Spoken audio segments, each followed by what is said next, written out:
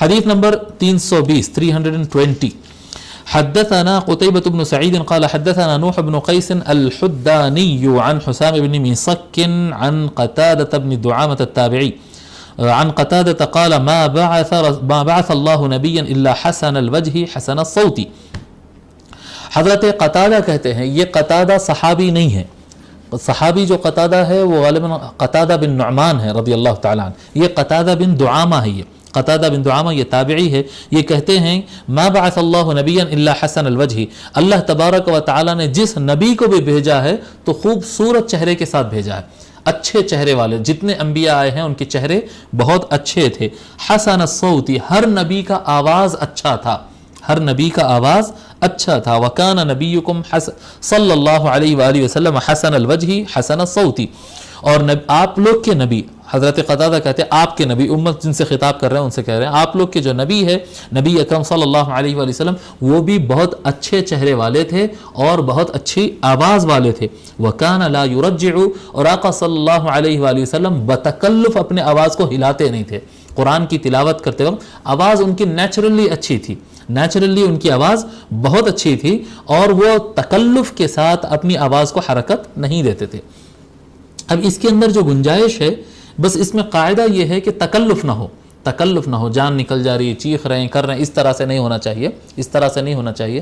مجھے اچھی طرح یاد ہے کہ میں سمجھتا ہوں یہ ایک 12 سال پہلے کی بات ہوگی، ایک جی ہاں 12 سال پہلے کی بات ہے کہ میں کویت میں تھا، کویت گیا تھا میں، اور ہمارے ساتھ شیخ الحدیث صاحب کے ساتھ، شیخ الحدیث مولانا محمد خواجہ شریف صاحب رحمۃ اللہ علیہ، ان کے ساتھ میں کویت گیا تھا. اور کویت میں ہم لوگ جو ہے ہم جہاں پر رکے تھے وہاں سے قریب میں ایک مسجد تھی، وہاں پر ہم نماز پڑھنے کے لیے جاتے تھے تراویح کے لیے. بڑے اچھے کویت میں جو قراء ہے ماشاءاللہ ماشاءاللہ، یعنی ہر امام ہر حافظ کی ایسی آواز اور ایسی تلاوت یہاں پر، جس کو ہم یہاں پر ٹاپ کے قراء اور شاندار قراء جس کو کہتے، وہاں ہر مسجد میں ویسا قاری نظر آ رہا تھا. زیادہ تر اردن کے اور زیادہ تر سوریہ کے، بلاد الشام وغیرہ کے وہاں کے لوگ نماز پڑھاتے ہیں، اور کویتی لوگ بھی کثرت سے حفاظ ہوتے تھے اور پڑھاتے تھے. تو ایک مرتبہ پروگرام یہ بنا کہ الجامع الکبیر، جو کویت کی سب سے بڑی مسجد ہے، الجامع الکبیر بڑی شاندار مسجد ہے. تو شیخ الحدیث صاحب پہلے دن سے ہی بول دیے تھے کہ اپنے کو ایک دن جو ہے الجامع الکبیر بھی جانا ہے قیام اللیل کے لیے. رمضان کے آخری جو 10 دن آتے نا، تو قیام اللیل کے لیے ہم وہاں پر جائیں گے اور وہاں پر نماز پڑھیں گے تراویح. تو وہاں پر قاری ہوتے تھے مشاری راشد العفاسی، مجھے نام برابر یاد نہیں آ رہا، العفاسی، مشاری العفاسی اگر آپ لکھیں گے انٹرنیٹ پہ، بہت مشہور قاری ہے اور بہت زبردست نعت خواں بھی ہے. وہ نعتیں بھی پڑھتے اور آج کل اپنے بیٹے کو بھی لا رہے ہیں وہ نعتیں پڑھنے میں، باپ بیٹے دونوں مل کے نعتیں پڑھ رہے ہیں. تو ان کے پیچھے نماز پڑھنے کا اتفاق ہوا. ہم کو نہیں پتا تھا کہ اس دن ان کی امامت ہے. وہ بڑی مساجد میں ایک دن ایک امام کو بدلتے ہیں نا. تو وہاں پر ہم پہنچے تو وہ مشاری راشد العفاسی کی تلاوت، اللہ اکبر، اتنا حلق میں حرکت اور اتنی تلاوت ان کی، اوپر جا رہی نیچے جا رہی، اوپر جا رہی نیچے جا رہی. میں حیرت میں پڑ گیا کہ یہ نماز ہوتی بھی کیا ایسا، اتنی زیادہ حرکت تھی اس کے اندر. اور میں حیرت میں تھا، یعنی ہم نماز پڑھے، اتنا بڑا مجمع تھا کہ ہم کو جگہ تو فٹ پاتھ پہ ملی نا. مسجد کو تو ہم نماز ختم ہونے کے بعد اندر جا کر دیکھے، پوری مسجد بھری ہوئی، روڈ بھرے ہوئے، فٹ پاتھ بھرے ہوئے، اور ہر جگہ مجمع ہے، ہزاروں کا مجمع. نماز پڑھے، اور نماز پڑھنے کے جب نماز ختم ہوئی تو سلام پھیرنے کے بعد، پوری نماز ہونے کے بعد میں جو ہے شیخ الحدیث صاحب کی طرف دیکھا. یعنی میرے نگاہوں میں تعجب اور سوال تھا کہ مول صاحب کیا ایسا پڑھنا چاہیے؟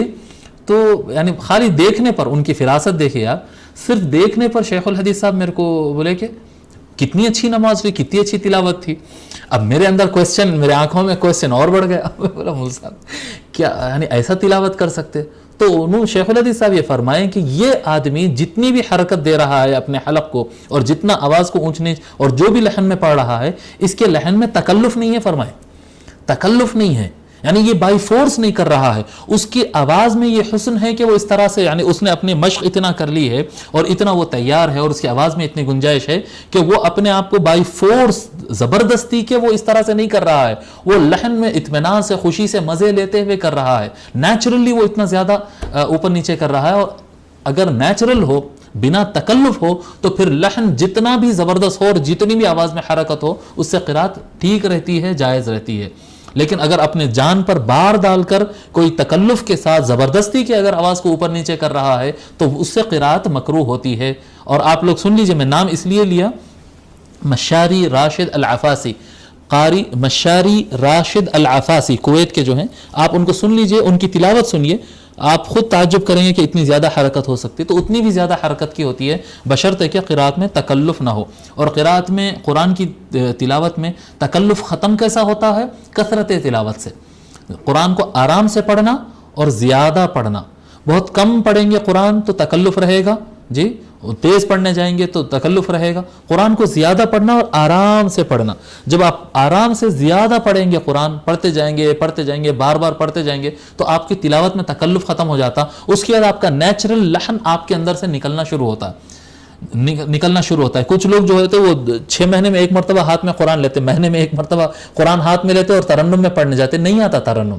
آپ کو تجوید پر ترکیز کرنا پڑے گا. آپ کنسنٹریٹ جو ہے، آپ کا فوکس تجوید پر ہونا چاہیے، آپ کا فوکس مخارج پر ہونا چاہیے، قرآن کو صحیح پڑھنے پر فوکس ہونا چاہیے. جب آپ وہ فوکس کرتے ہوئے آپ اچھا پڑھنا شروع کر دیتے اور خود بخود آپ کی زبان کی اسپیڈ بڑھتی ہے، جی زبان کی اسپیڈ بڑھ جاتی ہے. اس کے بعد جو نیچرل لحن رہتا ہے اس کا نمبر آتا ہے، جی ترنم کا نمبر اس کے بعد آتا ہے.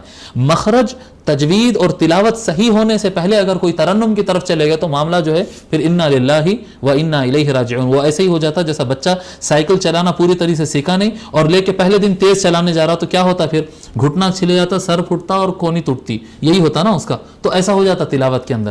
پہلے آپ کو صحیح چلانے پر فوکس کرنا پڑے گا. جب آپ صحیح چلائیں گے اور چلاتے رہیں گے تو آٹومیٹیکلی پھر آپ کو چلانے میں، سائیکل جو ہے چلانے میں، رائڈنگ میں آپ کو کیا کہتے ہیں، مزہ آنا شروع ہو جائے گا. خود آپ مزے لیں گے. اس کے بعد پہلے سیکھ تو لو. تو قرآن کو عام الناس کے لیے کہہ رہا ہوں کہ قرآن کے لحن پر مت فوکس کرو. آپ سدیس ایسا پڑھے، شیخ عبد الباسط ایسا پڑھے، حذیفی ویسا پڑھے، نہیں. آپ یہ دیکھو کہ مجھے صحیح پڑھنا ہے. اور اگر آپ کو قرآن کریم صحیح پڑھنے کی پریکٹس کرنا ہے، میں لحن کی بات نہیں کر رہا ہوں، قرآن کریم صحیح تجوید کے ساتھ ادا کرنا ہے، اور آپ چاہتے ہیں کہ میں کوئی ایسے قاری کو سنوں کہ ان کی ایک آیت سنوں اور میں پڑھتے جاؤں اور سنتے جاؤں اور پڑھتے جاؤں تاکہ میرا پروناؤنسیشن بھی صحیح ہو، تو میں آپ کو ایک طریقہ بتا دیتا ہوں، ایک قاری کا نام بتا دیتا ہوں. قاری شیخ حذیفی یہ حرمین کے امام ایک گزرے ہیں، انتقال ہو گیا، اللہ تعالیٰ ان کو غریق رحمت کرے. شیخ حذیفی کی مکمل قرآن موجود ہے. آپ کوئی بھی ایک سورہ ان کا نکال لیجئے چھوٹے سوروں میں سے، ان کی جو تلاوت رہتی نا اس میں لحن پہ بالکل فوکس نہیں ہے، تجوید پر فوکس ہے. آپ ان کی تلاوت نکالیے، ایک آیت ان سے سنیے، آپ پڑھیے، پھر وہی آیت سنیے، پھر وہی پڑھیے.